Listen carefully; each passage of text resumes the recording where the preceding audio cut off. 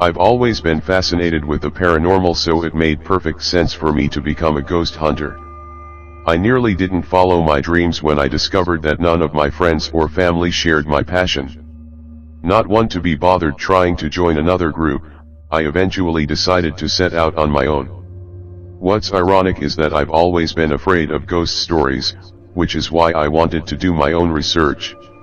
I wanted to go about proving to myself that ghosts aren't real, but I had the proper equipment just in case. After many years of checking out several real haunted spots, I had only captured mostly questionable evidence. One night proved to be a turning point for me, where I discovered to my horror that ghosts, spirits, and the afterlife are indeed real. I'd heard about a dilapidated building where a cult leader had ruled over his subjects like a ruthless messiah. Many of his subjects perished in a fire along with their leader in the old building, which was now condemned. I conducted my investigation with trepidation.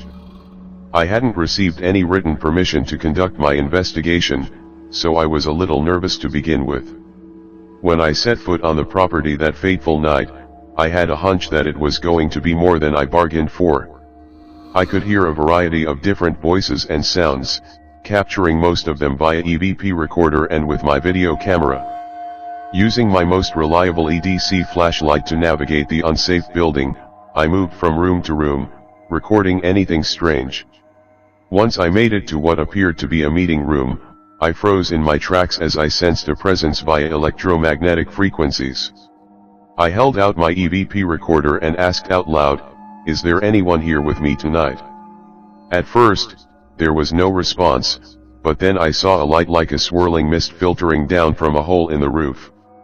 Thinking that the light was coming off a street light, I started walking over to check it out, but soon stopped. Something was beginning to form in the mist, like a large man in white robes with his hands outstretched. Being a Christian, I became excited, thinking that Jesus was appearing before me, but something told me no. Ghost stories have nothing to do with Jesus. This might seem to be a contentious statement, but my whole history with ghost hunting had been a deviation. I felt something root me to the spot, then suddenly the figure pointed to me and began to boom in an evil voice. He said, "Join us, sinner." Then I heard disembodied laughter coming from all corners of the room. In a panic, I dropped the EVP recorder and bent down to try and find it, doing my best to keep my eyes on the ghost. While the laughter got louder, I saw the ghost start floating towards me, so I pointed the camera straight at him.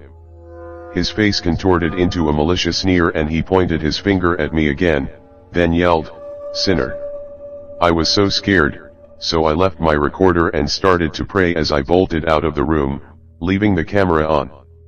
I raced through each room, tripping and scrambling to find the exit, while the ghost continued to scream at me. Chanting had started somewhere in the background as I sensed the ghost closing in, but I finally made it out.